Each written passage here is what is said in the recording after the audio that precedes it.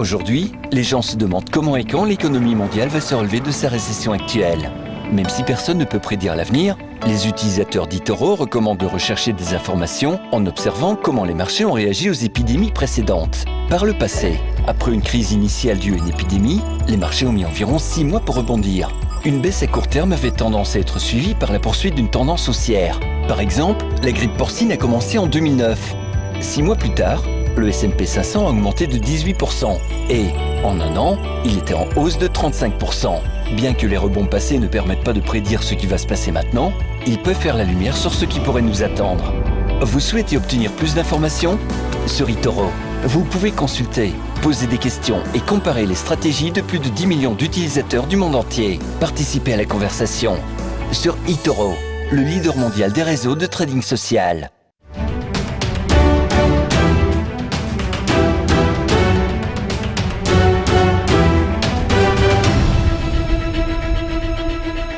Quelques news économiques sur le fond des statistiques, des chiffres en chute libre. En mars 2020, en France, 453 000 emplois ont été détruits.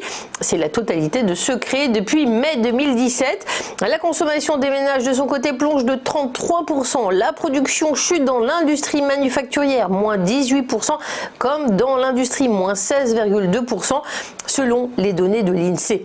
Le solde commercial de la France se détériore quant à lui de 0,5 milliard d'euros au premier trimestre par rapport au trimestre précédent pour s'établir à moins 14,3 milliards selon les chiffres de l'administration des douanes.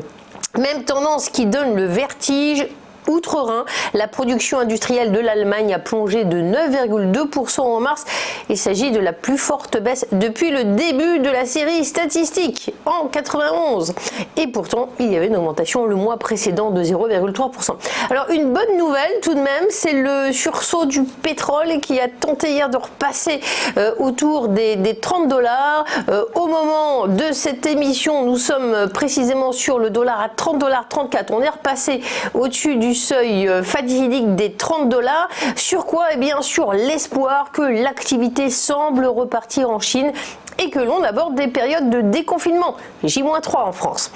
À la rubrique entreprise, les livraisons d'Airbus ont chuté de 80% à 14 appareils en avril par rapport à l'année précédente, en raison bien sûr de l'impact de la crise du coronavirus sur la production.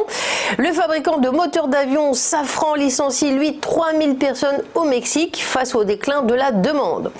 Le spécialiste des technologies de l'image Technicolor, de son côté, annonce un chiffre d'affaires en ligne avec les attentes. Il s'est élevé à 739 millions d'euros, en baisse de 12,8% d'une année sur l'autre, à taux de change courant, et le groupe Technicolor annonce un nouveau plan d'économie. On tourne une petite page de publicité et puis on fera le point sur la séquence ChronoCAC avec des spécialistes.